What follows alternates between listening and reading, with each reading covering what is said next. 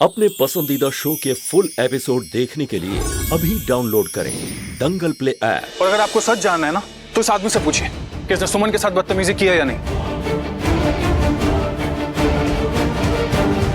दामाद जी, बदतमीजी? और हम? ये कैसा इल्जाम लगा दिया हम पर अंशुमन भैया।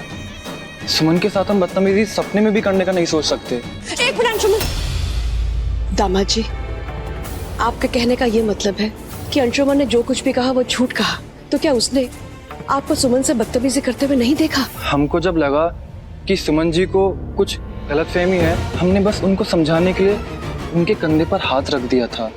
हमने बहन मान के ऐसा किया उनके साथ, लेकिन वो नाराज हो गई।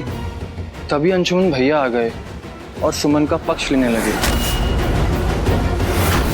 हमने सोचा कि बात आगे बढ़े उससे अच्छा हम चले जाते हैं, इसलिए हम चले गए। वाह सौरभ वाह, बातों को क्या तोड़ा मरोड़ा है तुमने। लेकिन तुम शायद एक बात नहीं जानते, झूठ सच पर हावी होने के लिए कितनी भी ताकत क्यों ना लगाए, सच कभी छुप नहीं सकता। तुमने सिर्फ एक झूठ नहीं बोला है, झूठ के पहाड़ खड़े किए तुमने। और आज एक बात तो समझ आ गई मुझे कि तुम जैसा आदमी मेरी बहन के लायक तो बिल्कुल भी नहीं है।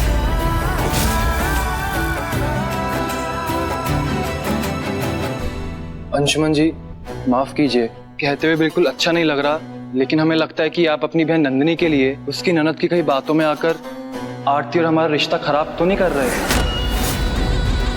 हमें लगता है कि नंदिनी आरती को लेकर आपके मन में अपना पराया का भेद बैठ गया है।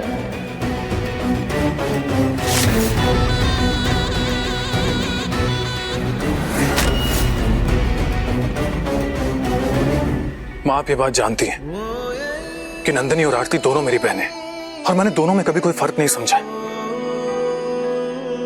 और दोनों में से कभी भी किसी पे भी कोई परेशानी आएगी तो मुझे उतनी तकलीफ होगी। लेकिन आज एक बात तो जान गया हूं मैं कि ये आदमी मेरी बहन आरती के लायक तो नहीं है। इसके बदलते हुए रंग देख लिए मैंने आज। मां सुमन ने खुद इसे बदनाम मोहल्ले जाते हुए देखा है। सुमन, मां को सब सच बताओ। हाँ सर भीमा, अंशुमन जी बिल्कुल सही कह रहे हैं। सौरभ जीजू ने हमारे साथ जो गलत व्यवहार किया है उसे तो झुटला सकते हैं, लेकिन हमने ना सिर्फ इनको ये बदनाम मोहल्ले में जाते हुए देखा, बल्कि एक लड़की के साथ ढाबे में भी देखा है, जब हम सुल्तानगंज से लौट रहे थे भाई के साथ।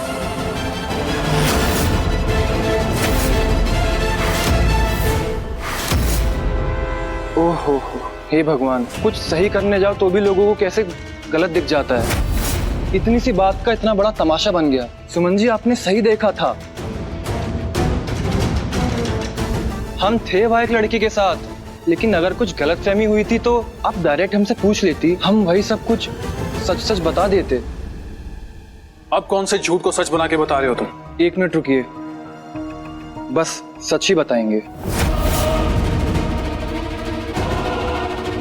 ये देखिए,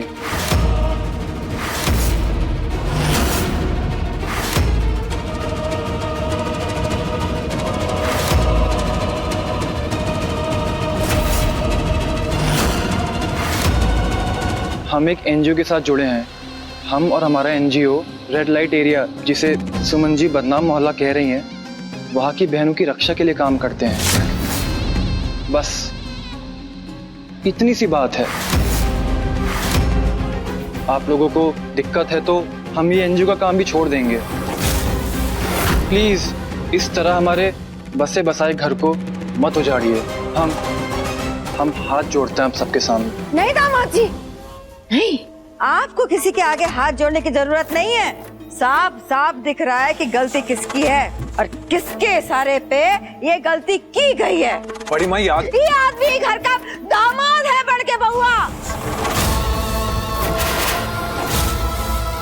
जिसे तुमने इकट्ठ घर में खड़ा कर दिया है वो लड़की के कारण। और पता है ऐसा क्यों किया है तुमने? क्योंकि तुम्हारे मन के भीतर ना नंदिनी और आरती को लेके फर्क है। बड़ी माँ, कोई सफाई नहीं सुनना चाहते हैं हम बढ़ के बहुआ तुमसे।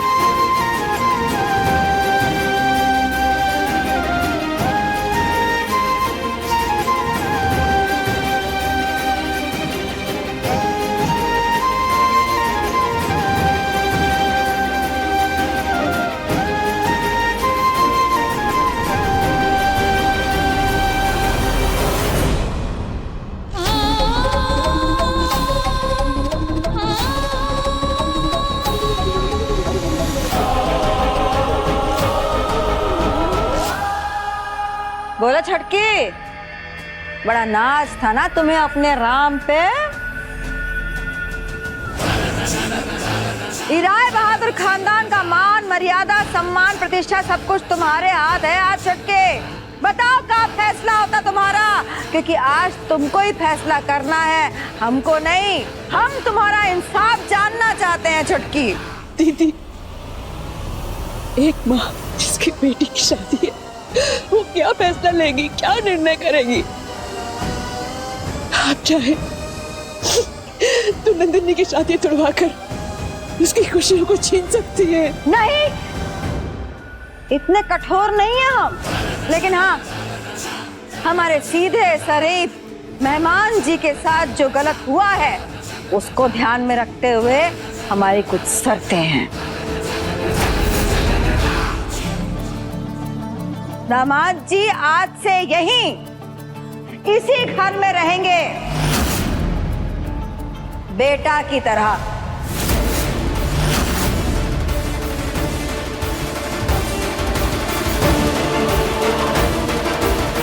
और जब दामाद घर में बेटा के रूप में हो तो काम के रूप में घर का बिजनेस में वो हाथ बटाएंगे अंशुमन का। मतलब आज से सौरभ जी अंशुमन के बिजनेस साझेदार।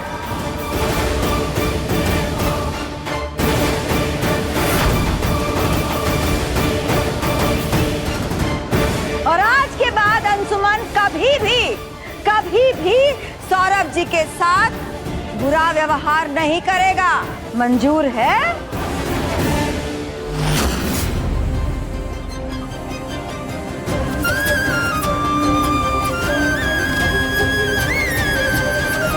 जी, हमें कोई दिक्कत नहीं।